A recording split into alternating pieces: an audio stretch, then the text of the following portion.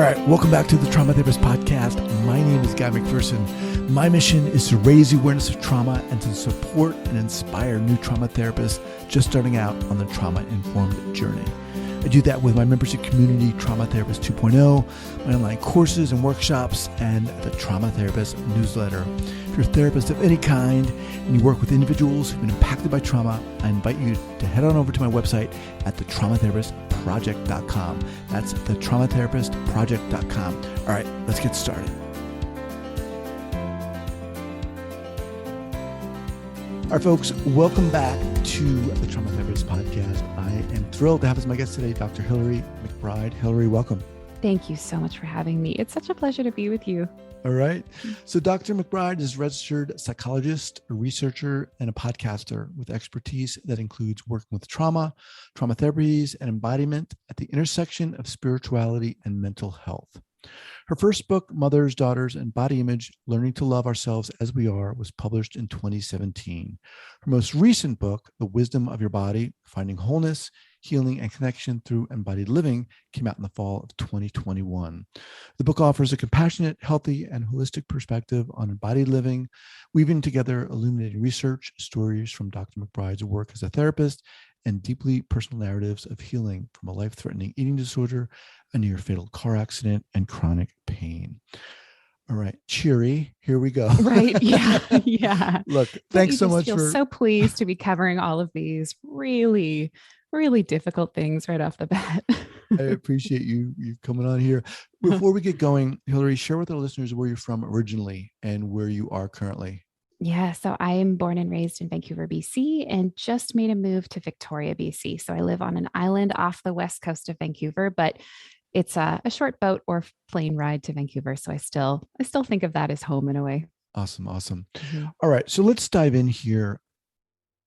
How did you get here? How did you get to be working in this field? Yes. Oh, I love the question. And isn't it so rich to talk about our personal narratives that impact our work as clinicians and researchers? Because I'm sure someone on your podcast before has said, research is always me search. And I think there's often something that happens for us as clinicians in which we are working our own stuff out, hopefully in ways that are ethical and allow the stories of our clients to be front and center. But I feel like my story to become a therapist and a clinician is so woven into kind of my own work and the work of other people. So I love the question. There's a few different angles I can take to this. One is that I have two therapist parents. And so I could probably laugh and say, did I have any other choice? I tried really hard to have a few different careers. Yes, I started, my first degree was in performance violin. So I was a violinist, and then really felt like that didn't allow my psyche to breathe in the way that I wanted it to. There were some ways that I was approaching being a musician that I think were deeply woven into the eating disorder kind of story in my head around perfectionism and rigor and this kind of do everything right and only see the one thing that you didn't do right and fixate on that. And so it felt like my eating disorder and my musicianship were in bed together. And then I tried to be a midwife for a little while and really wanted to be with birthing women. But I think the real thing that called me into work around trauma was an incident that I had while on a drive with my husband. I would say maybe about 7 years ago. I think I was in the process of becoming a therapist. I was in graduate school and I was in the car and I woke up from a nap. I was in the passenger seat, woke up to having a panic attack. And I remember feeling really confused because that was not something that I had experienced a lot of. I think there had been episodes of panic here and there, but this was robust. This was gripping in a way that I hadn't experienced before.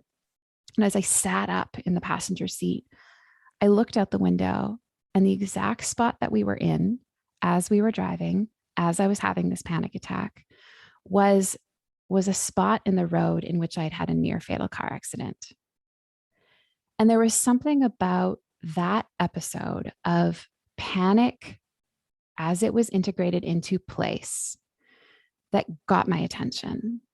it kind of shook me, and it said, there's something that your body is trying to tell you. There's something about the way that you have stored memory in your physiology that is trying to get your attention right now. Mm-hmm. And it felt to me like my body was saying, this is a place, like I can imagine drawing a circle around that spot on the map, that geography, and saying, this is a place that was really scary for you.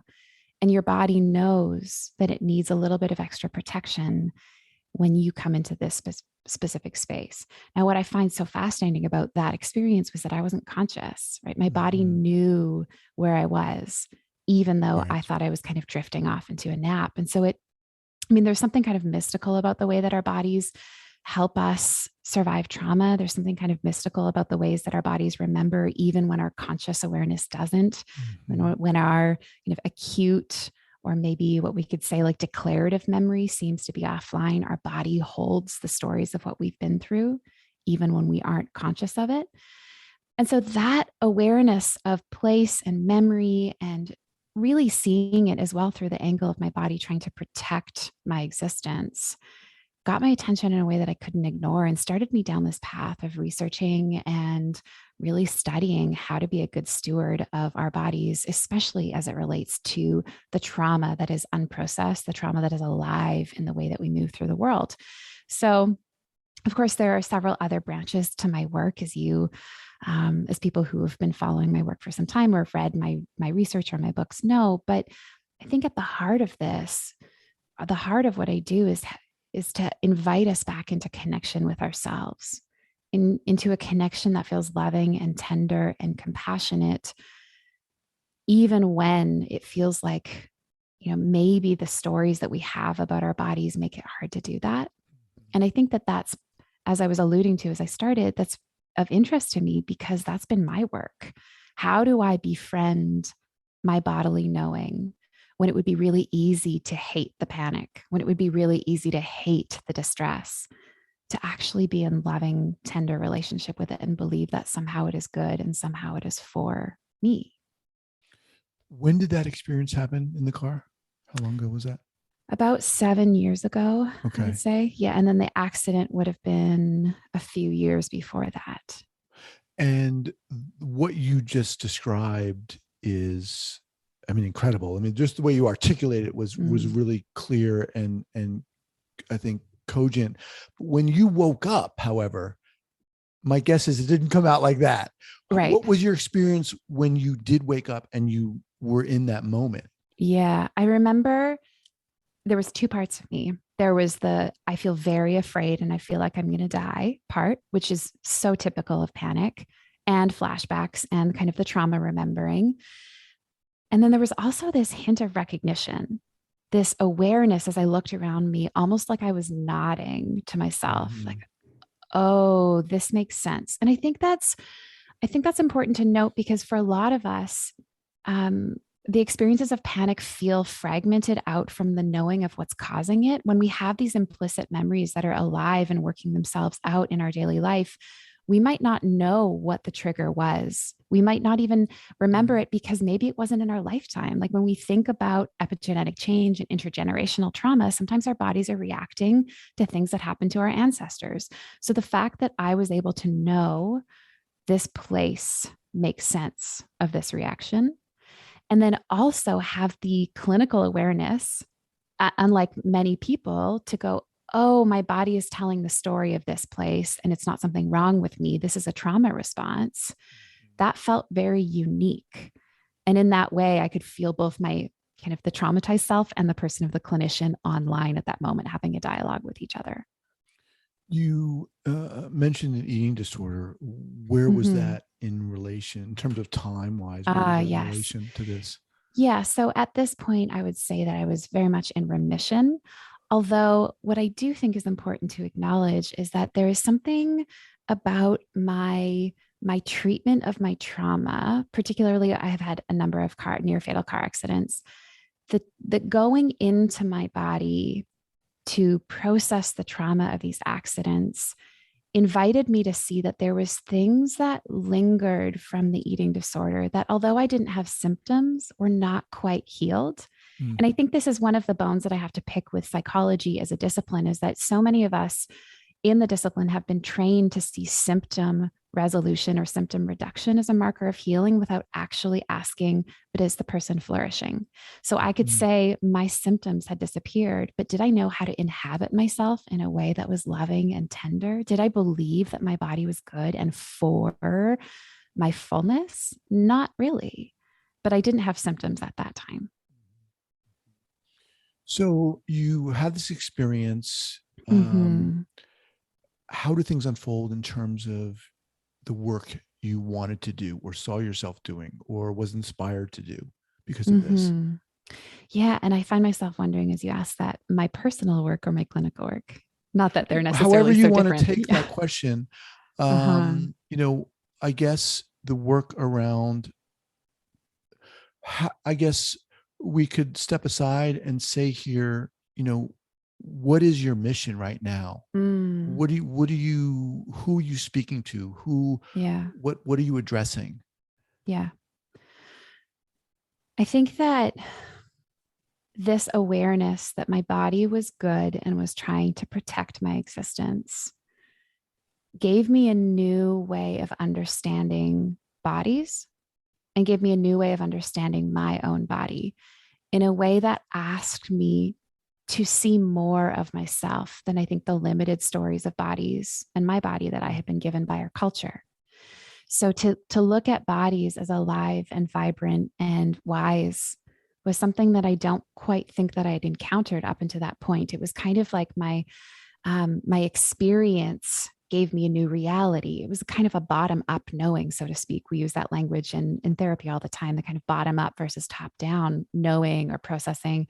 I had this reality shift, this awareness shift that got my attention in a way that started to reorganize my worldview. And the deeper that I got into this new shift or new story, the more that I saw that it kind of spread out into all of these other areas. Like when we believe that our bodies are good and are for us, then we have the courage and the capacity to turn towards our emotion and investigate. When we believe that our bodies are good, we might not want to silence the sensation or the knowing that we have. But in addition to that, outside of the individual, when we believe that bodies are good and are worth paying attention to, it starts to ask us to reorganize the sociocultural hierarchies, which create a fragmentation of power based on which bodies have been valued the most culturally. Mm-hmm. So there's something about connecting to the body for me that made me realize this is part of my wholeness individually, but working with the body is also part of our collective wholeness. It has something to do with how we need to move forward to heal, but also, as I was mentioning, move beyond just healing in terms of symptom reduction, but look at how do we thrive individually and collectively. So I would say, like most other therapists, like most other people who are trying to be conscious and kind of wake up to the things that don't work in our own lives and in our culture, I want to see how the body is a part of that. And I want to push the body into our field of awareness to ask us what it means to be human individually and collectively is right here. It's at our fingertips, so to speak. Mm-hmm. It is the ground of our being, our present awareness. So where does this fit in, if I can use that phrase, within the realm of healing trauma?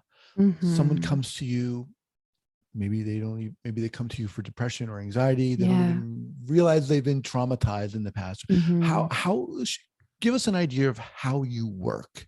Sure. Yeah. So people come to therapy with different levels of comfort around connecting to their bodies.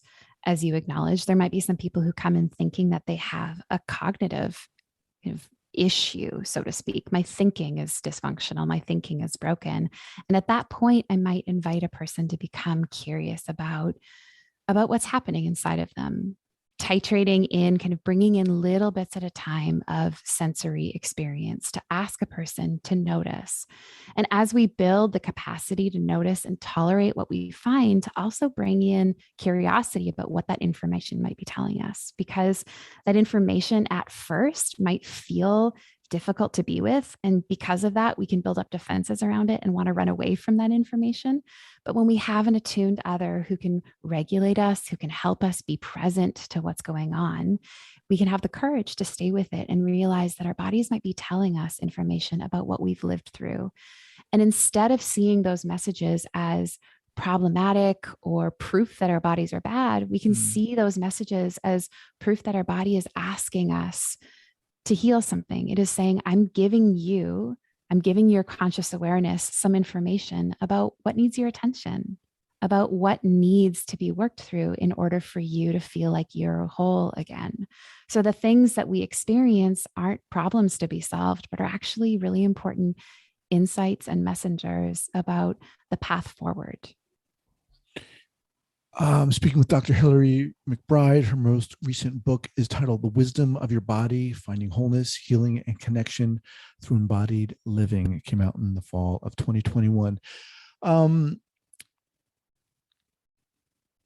You're intense. You're intense. I mean, tell me about that. It feels to me that what you're doing is really taking the use of the body, or the experience of the body, the acceptance of the body, and really honoring that in a way, in a really profound way for people. I mean, I have a lot of people come on and they talk about, the body's role in the healing of trauma and so forth. But what you seem to be doing, Hilary, from my perspective, is almost supercharging that and almost really inviting people to not just see the body's role or to experience the body's role, but it feels very profound what you're saying. Oh, wow. In a sense. Is that what you meant by intense? Yeah. Yeah, That was my lack of being able to find a better word. Oh, I loved it. Loved it. But it's true. Yeah. I mean, it's just undeniable. Oh, thank you for reflecting that back to me. That feels like an accurate representation of the way that I want to center this content in my work. And to my friends and family's kind of dismay at times, this is my favorite thing to talk about, even at the dinner table on holidays. They're like, but can we talk about something other than trauma? Oh yeah, that's right. Okay. But I think, what I borrow a lot from Merleau-Ponty's work, because Maurice Merleau-Ponty was a philosopher and child psychologist from the last century, who was really important in helping us see that we had forgotten the body when we were considering what it meant to be a self, right? We've got Descartes and we've got Platonic thinking, and we've got the way that this kind of Gnosticism was woven into our Western way of understanding what it means to be a self and what it means to be alive. And that impacted continental philosophy and existentialism to the point that the view of the self was so fragmented out from the body that we thought that it existed somewhere exclusively in the mind, or in this kind of astral projection, or maybe even for some people in the next life. Whatever happens after the body stops existing is where life or the self really starts. And Merleau-Ponty, at least as I understand it, was really important in saying, among, of course, a whole community of womanist thinkers and indigenous scholars and medicine people who had been saying from the beginning, hey, a fragmented existence actually doesn't work for anybody. But in terms of Western philosophy and my line of training, Merleau-Ponty was really important in saying the body is not just an object, the body is a subject. There is a kind of beingness to our bodies that we neglect when we think of ourselves as this bifurcated human that is just a mind carried around by tissue. And of course, now we have the updated neuroscientific knowledge to say that cognition itself is embodied, and that, there is so much more information going from body to brain than there is from brain to body in terms of where we are getting our data to decide both how we perceive the world and how we interact with the world that we're perceiving. And then, of course, there's the other layer of other people's bodies reflecting back to us experiences that our bodies interocept, or that our bodies kind of take in and assess to really figure out, are we safe? Are we not safe? Mm-hmm. So much of the social referencing that goes on in terms of how our body regulates itself. But there is a beingness to our body that we have forgotten in our culture. And when we neglect that beingness, we're missing cues to our healing, like I've been saying, but also a really important ingredient for us to be able to thrive, to feel like we're whole again. I just want to write down here before I miss it here, the beingness to our body, because I love that phrase here. How has your experience and the work you've done kind of educated you about your own body and beingness? Oh my goodness. Wow. I mean, it's constant. And this is such a benefit of doing this work with people all the time, is that I am reminded of the things that I also believe. There's something about being a therapist and a parent who, you try to say the things that are most important, the things that you believe to be most true, sometimes even if they feel inaccessible to you. And in practicing the experiences with other people, I feel like they live inside of me so much more. So I would say to be in my body, in my clinical work, in a way that invites other people to be in their bodies, has demanded that I am patient, that I'm gentle, that I'm curious with myself, to be investigative, but with a loving gaze of what's happening inside of me. I've realized over time is not just a part of how I show up most fully with my clients, but also gives me clinical data about what might be happening for them because of mirror neuron, right? The research that we know about how my body might be reacting to something that's happening to somebody else's body. Sometimes my body is giving me clues into how to work well and effectively clinically. But I would say that there is something so important about believing that my body is worth paying attention to, and not in a way that it's, again, supersedes what's going on for other people, but in a way that it becomes part of the conversation. So I have more information to work with. And sometimes I notice, let's just say I'm sitting across from a patient who has something come up for them, or there's like an interpersonal thing that feels kind of a little bit off. I notice that my body gets tight. And when I'm paying attention to that, I get to be curious and say, is that about me? Is that about us? Is that about them? And how do I work with that information in a way that brings it into the room skillfully? But I would say it helps me actually have longevity to the work that I do, because instead of shutting off all of that data when I'm working, it gets to be in the room and I get to work it through as it's happening. Can you share an early clinical error? Oh. I mean, I'm just thinking of like the first one. Of course, there are so many. I remember, and this is kind of an interesting thing that I still work on in supervision, but I remember I was practicing narrative, like letter writing to a client. It was probably my first client ever in my master's program. And I was writing him a summary of our sessions, and I wrote maybe something like 4 pages of information. And I remember showing it to my supervisor before I brought it to the client in session. She's like, that's too much information. That's too much. Like, that's going to overwhelm him. And I think one of the things that I've been working on in supervision that relates to that is there is such thing as needing to titrate affection. There's such thing as needing to titrate the bigness of our delight in someone, because receptive affect is a skill in itself. Being able to take in someone else's love for you is not something that a lot of people know how to do. They might be able to take in and be very sensitized to someone else's anger towards them, but can they take in care? Do they actually know how? So being able to titrate what I love about clients and deliver it in a way that is accessible to them feels like something I guess I'm realizing as I talk about this, I was working on then, but also still working on now. Mm-hmm.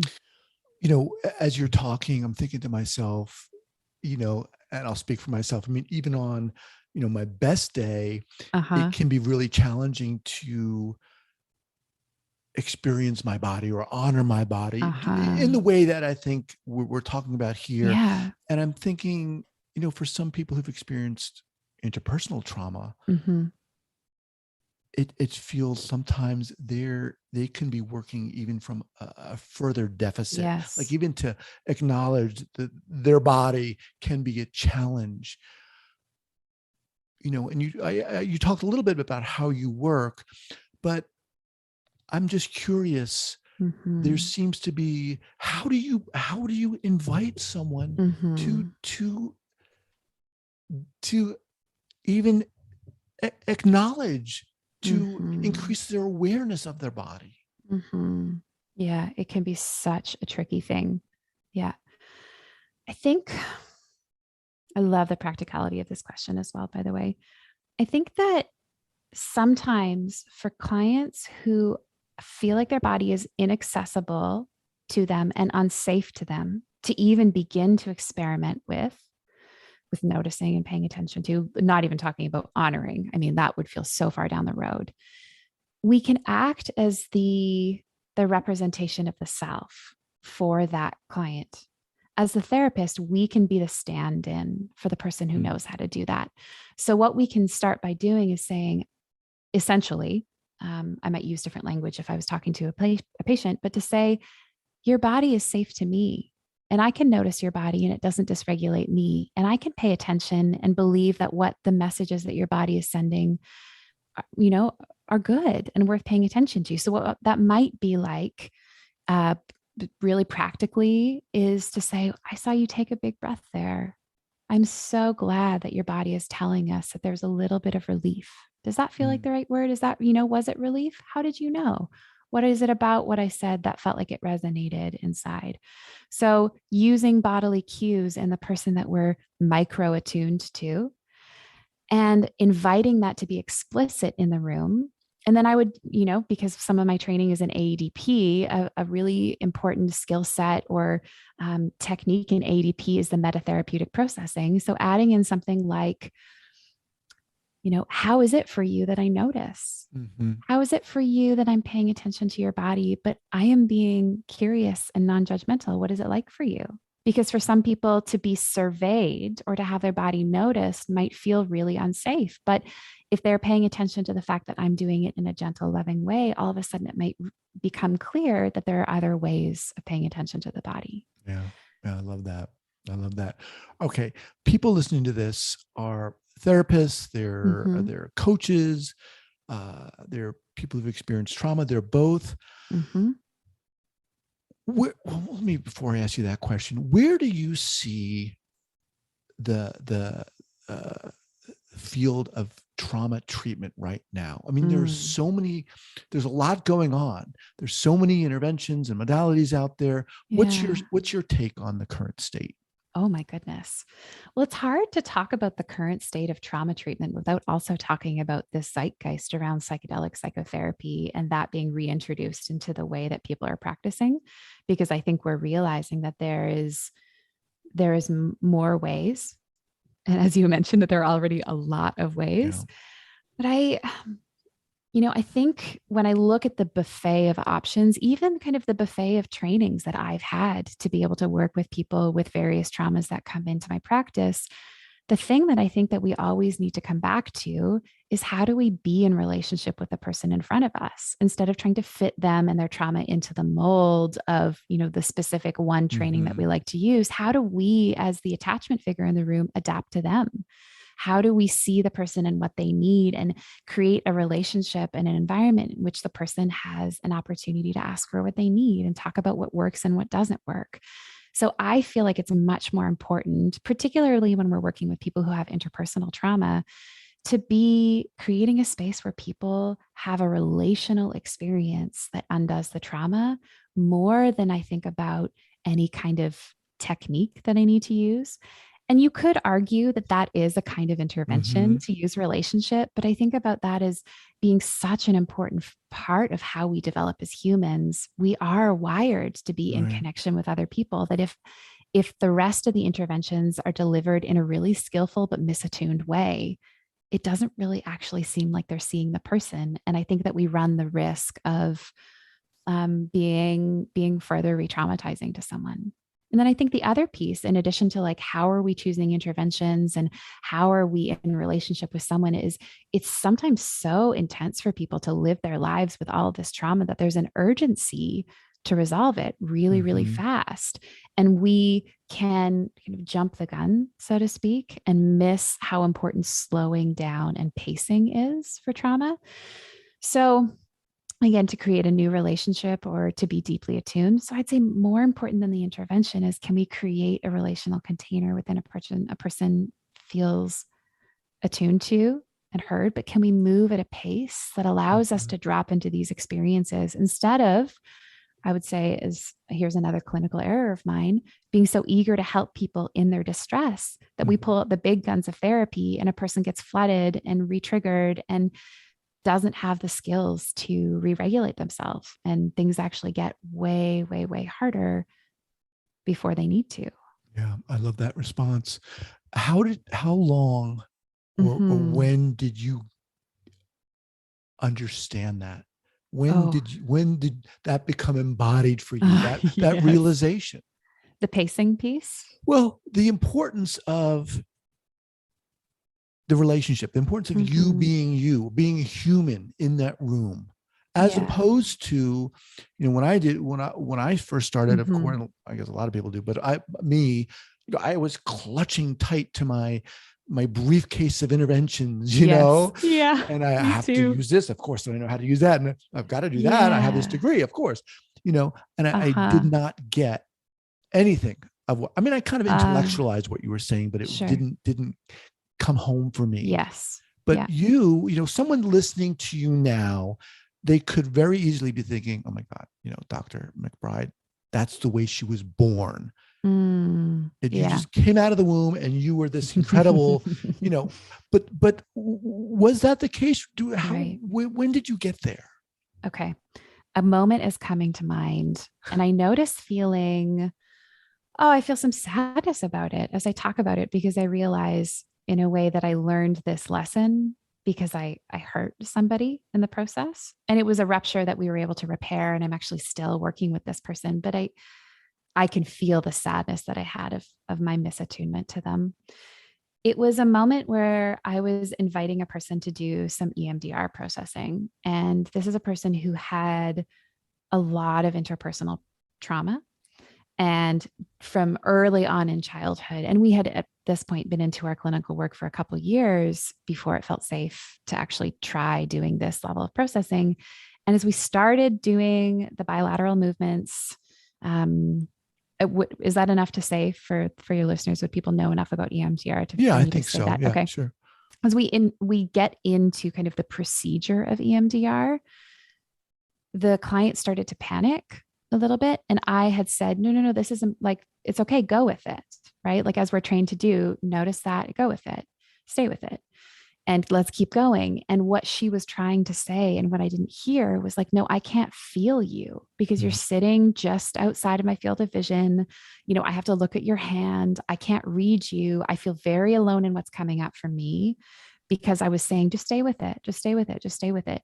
And this is not like, I use EMDR regularly in my practice. So this is not about EMDR being ineffective or harmful in itself, but my method of delivery was in a way something that distanced me from her. And what she needed as we were going into the intensity of her pain was to feel me closer, not to feel me further away.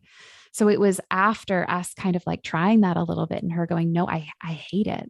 I don't mm-hmm. like it. And this is why I cannot feel you, that I was able to see, one, how brave she was to tell me that. And the fact that our relationship up until that point had given her the courage to trust me and know that if she said, I don't like this, I don't want to do it, that I would listen to her. So Right. it was those two angles, the misattunement, but then also realizing the relationship was the resource that had helped her find her voice to say no.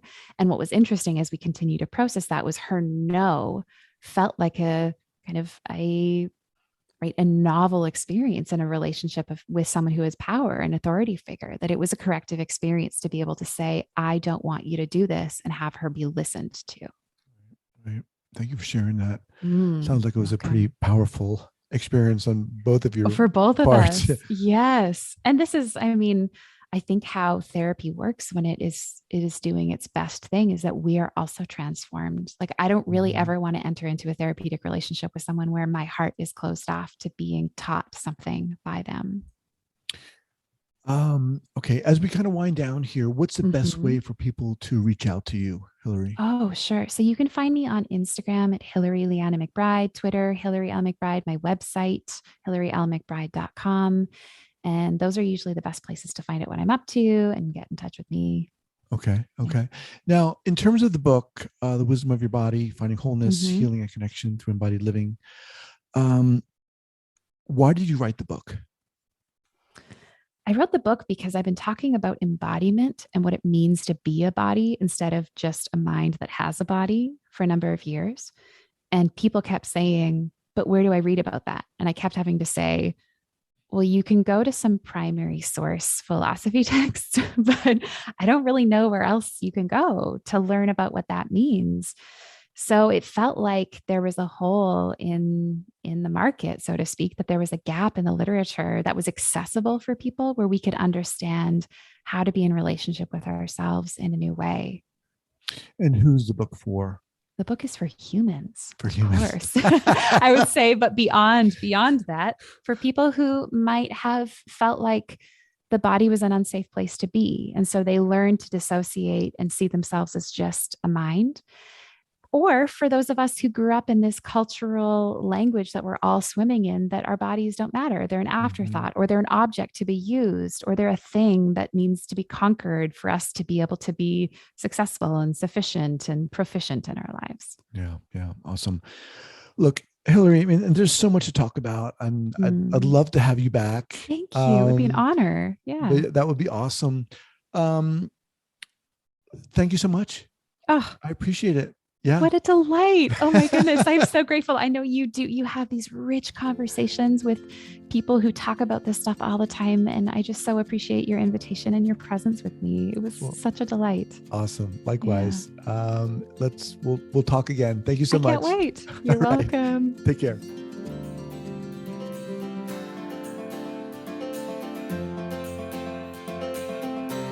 Thank you so much for listening and supporting this podcast.